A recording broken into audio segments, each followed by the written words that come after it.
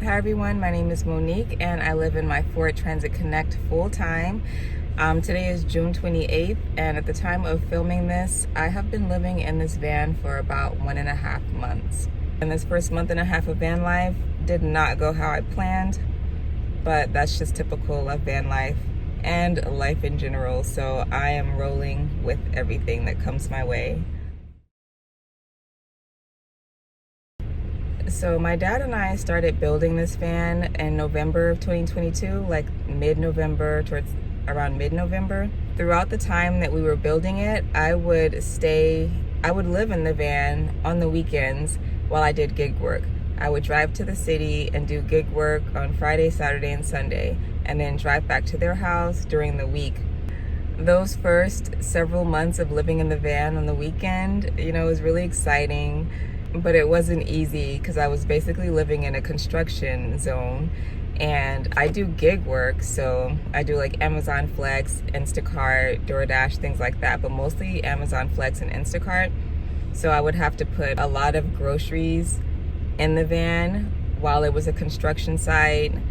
But I think that was important for me to do because each weekend when I lived in the van, I was able to, get a feel for it, imagine living in it, and imagine where I wanted to put things. I started the build in November, so shortly after that it started getting really cold and I would be living in the van without insulation, without framing, without walls or any of that, in like 11-degree weather. I think the lowest temperature I saw was 8 degrees Fahrenheit. It is currently 11 degrees outside.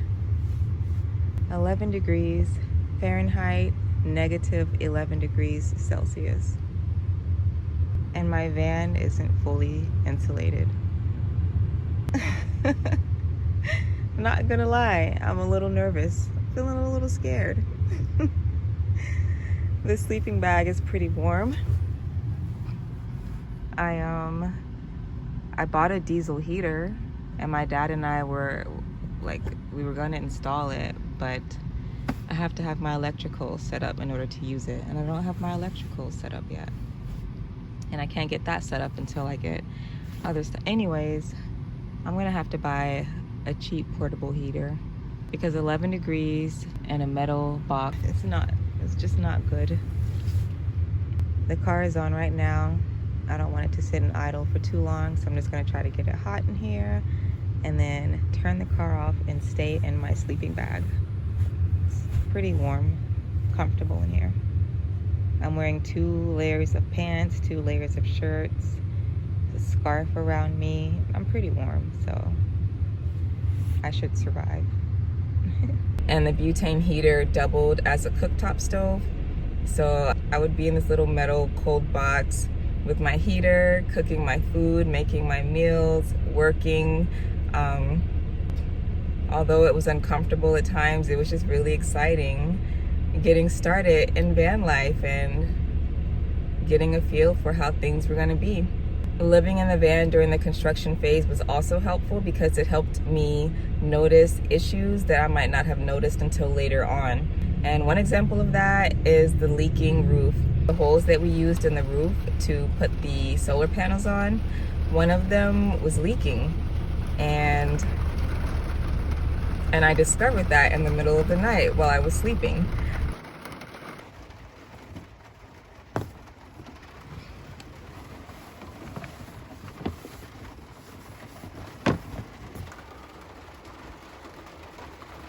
It rained a lot that weekend. I was just happy that I discovered it. So whenever I got back to my parents' house, I showed my dad and we fixed it immediately. And it hasn't leaked since. And then time passed. We worked, and then it was finally time to get ready to leave. And I had such conflicting feelings about this. I was so ready. I was actually low-key, high-key getting frustrated with how long things were taking because I was ready to be back on my own. But I also started feeling a little bit sad. But even though I had these feelings inside, I still got to it. I started organizing the van and I started cleaning everything and preparing to leave full time. This is what my van is looking like. I don't know if you can tell, but it's pretty messy. So I'm going to wash everything and try to straighten up before Saturday.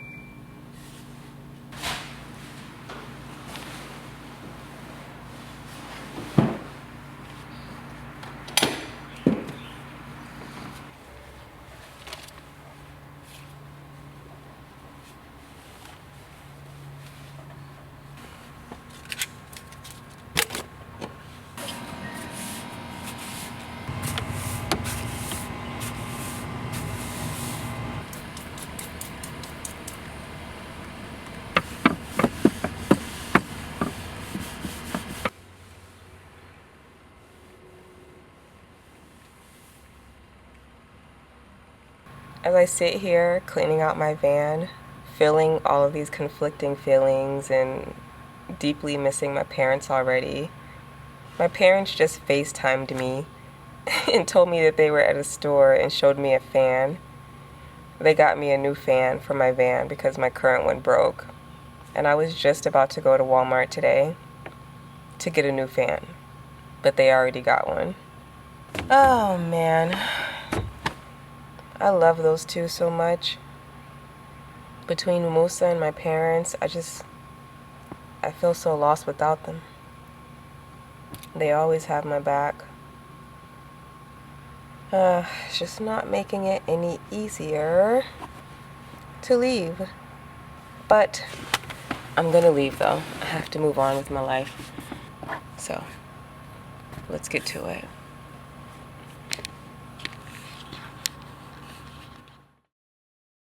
This has been my little room for 6 or 7 months.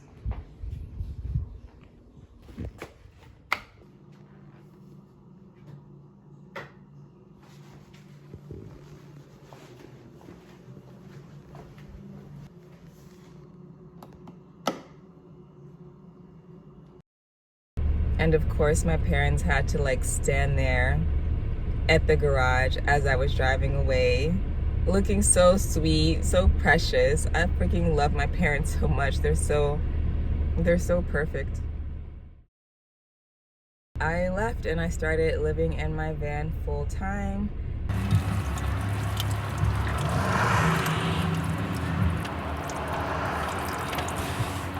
And this was a time that I knew would be figuring things out, learning my van, learning how I want to do things. I had the back of the van rearranged differently several times already, and it's only been a month and a half.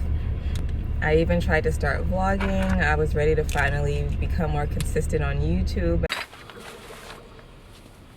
And then I ended up getting sick. These clips that you're looking at here, this was like an hour before I got very, very, very sick. I watched these clips and I don't even know how I did it. I have no clue how I filmed this video for you guys, but I was so determined to start vlogging again. And in this clip, this was the calm before the storm. This day was very, very hot. It's been really hot for a while now. And I spend a lot of my time when I'm in this van just sitting in front of the fan trying to cool down. So this was a really hot day when I was filming. Right after I finished my salad and I finished washing my dishes, I don't know how I washed those dishes. While I was washing those dishes, I was feeling it. I really started to feel it. And Musa and I believe I became severely dehydrated.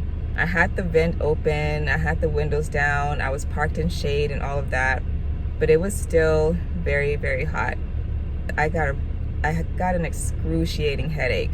A headache so bad to the point that I just couldn't move, and I just laid there.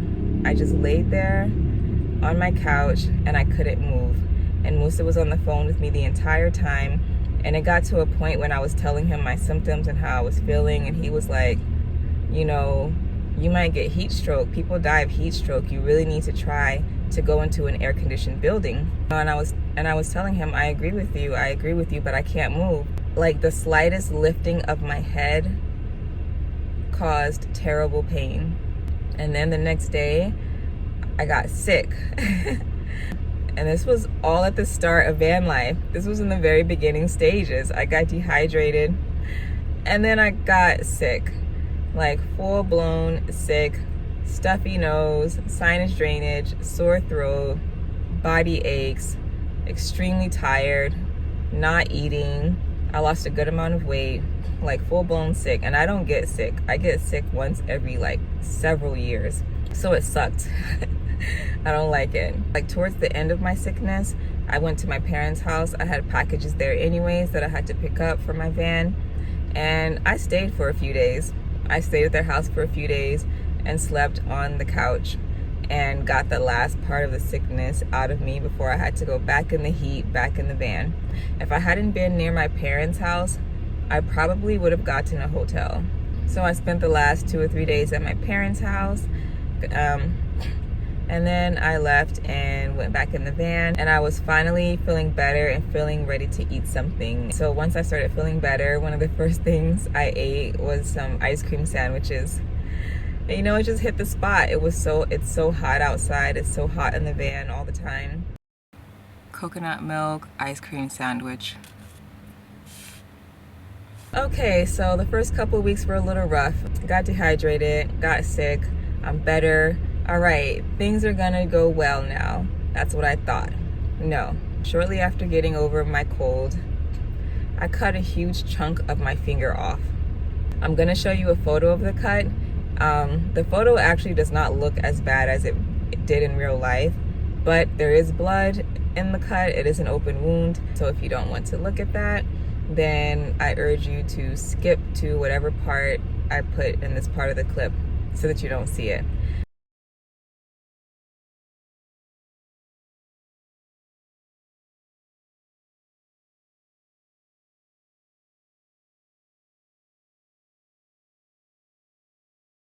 But this is a photo of my wound. Like I said before, the wound does not look as bad as it was in real life.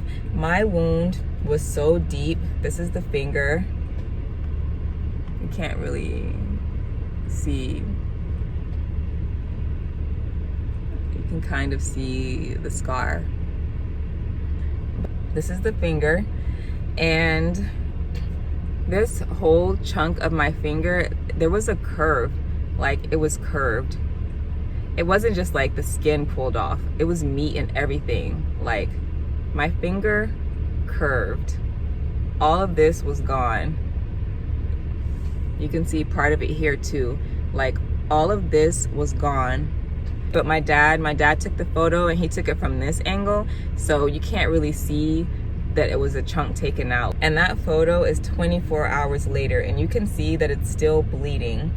I was at my parents' house for the day that it happened, picking up another package. I always have packages sent there. I have a package currently sitting there right now that I have to go pick up. And I decided to fill up my water jug while I was at their house because, you know, free water, don't have to pay for it, why not? So some of you know I have a stainless steel water jug. And the handles on the stainless steel water jug were not made properly. They were not made well. And I never noticed it until this day, but there are like exposed sharp edges underneath the handle, and you cannot see underneath the handle unless you like try to look underneath it. So I never noticed it. And I was holding this heavy jug, and then I just dropped it, and I tried to take my hand from underneath it, and as I took my hand from underneath the handle, the exposed metal just went whoosh and just sliced off that part of my finger like butter. Blood everywhere. I walked over to my mom's desk. A pool of blood was on her desk, on the floor, down my arm, in my shirt. It was everywhere. I thought I was gonna have to go to the hospital, but luckily my mom is a registered nurse and she was like, no, they're not gonna be able to do much with that.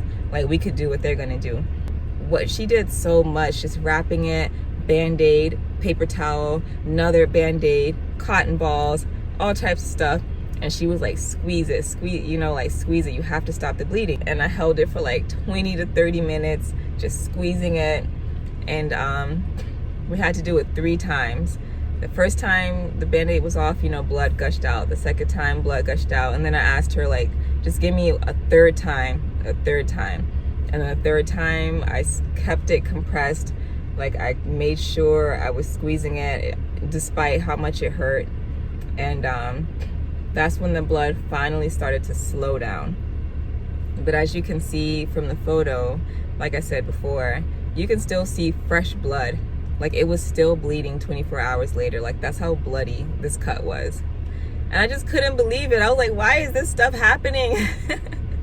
Like, I'm trying to get in my van full time. I'm trying to start working more to start making back some of the money I've been spending. I'm trying to get ready for this road trip I want to go on, and I'm over here getting sick and cutting chunks of my finger off. Like, why is this happening? So that's the second thing I had to deal with within the first weeks of van life. But luckily now it's over, and my dad made sure he duct taped the heck out of those handles. So there's a ton of duct tape on them, and he gave me these work gloves. And I do not touch that stainless steel jug anymore without those work gloves. I am not about to go through that again. Okay, so I'm like, it's been about 3 or 4 weeks. I've gone through all of these things, dehydration, getting a cold, cutting off a chunk of my finger within the first few weeks of van life.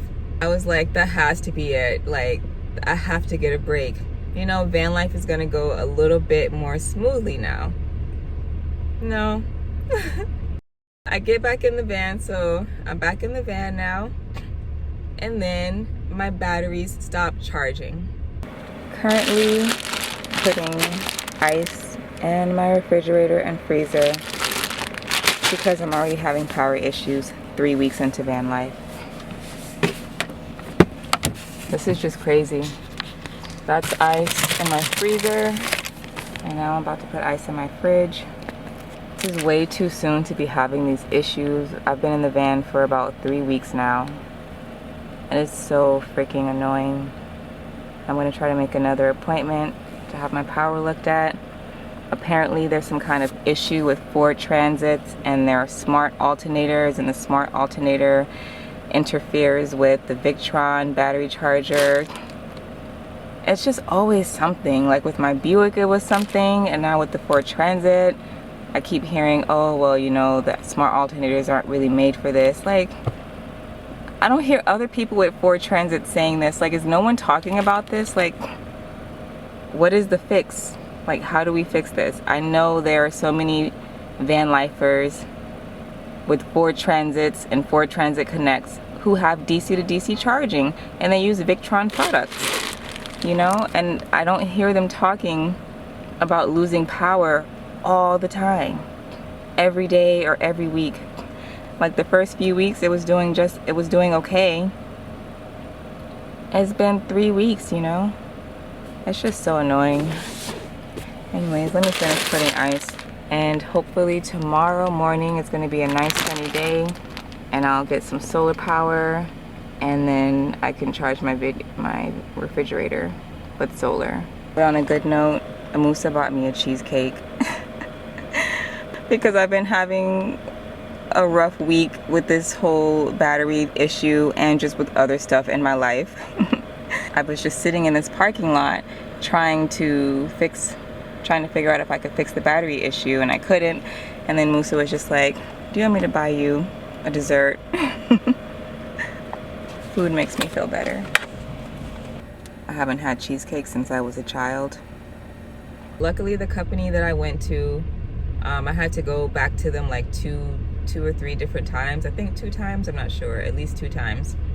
Eventually, it seems that they have fixed it.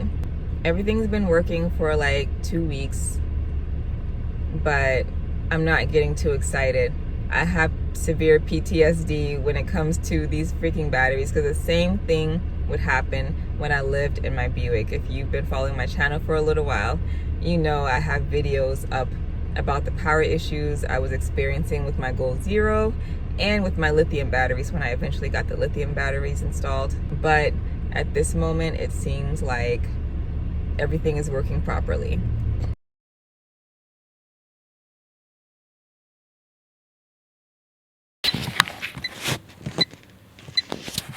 It's 6 in the morning and my Goal Zero power station is beeping. It has never done this in all the years I've had it. I have no clue why it's beeping. I'm gonna try to reset it and see if that stops it. All the lights turned off, it just completely turned off.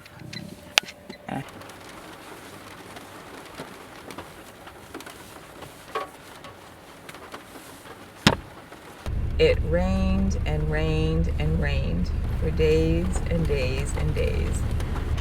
Day and night, night and day. It was cloudy and it rained.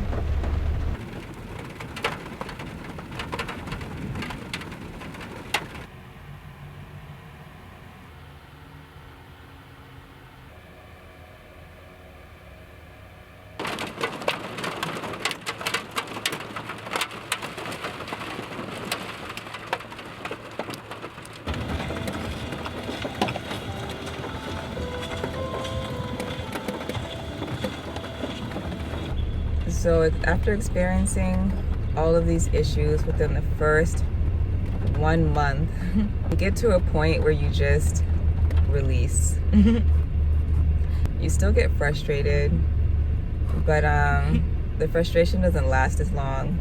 I just go with it these days. I just go with it.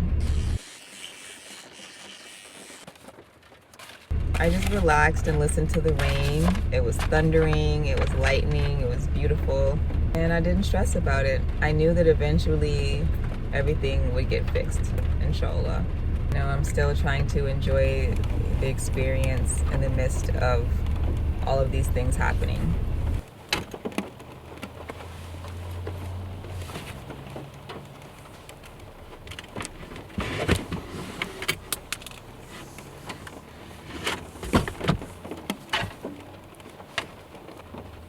One of the hinges is just like completely half off.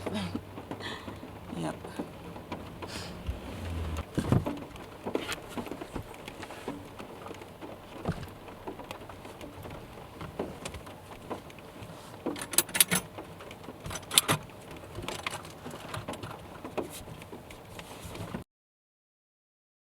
So all the things that I went through over the first few weeks have passed. And just like I knew they would. Now I'm back into the swing of becoming acquainted with my home because I'm still adjusting to it. Figuring out how to cook in my van and where I want to put ingredients at, where I want to put the appliances at, where do I want to chop the ingredients at. You know, like having a system. I'm still figuring that out. Whenever I wash my face and brush my teeth and do a bird bath in the van, I'm figuring out how I want to do that. So yeah, just figuring things out whilst trying to take care of myself and enjoy everything. So that's the point that I am today on June 28th. Everything is fine. I'm planning to go on a trip in a couple of weeks, in 2, maybe 3 weeks at the latest. I'm gonna go on my first road trip in the van. I'm really excited about it. And then in August, I will be going, inshallah, I'll be going to Mexico with my family. So I'm excited for that. Yeah, so I hope you all stick around for whatever else I have next on this channel. I hope to chat with you. I hope to chat with some of you all in the comment section. So I'll see you there hopefully. And then I will see you in the next video. Yeah, I think that's it. So thanks for watching. Bye.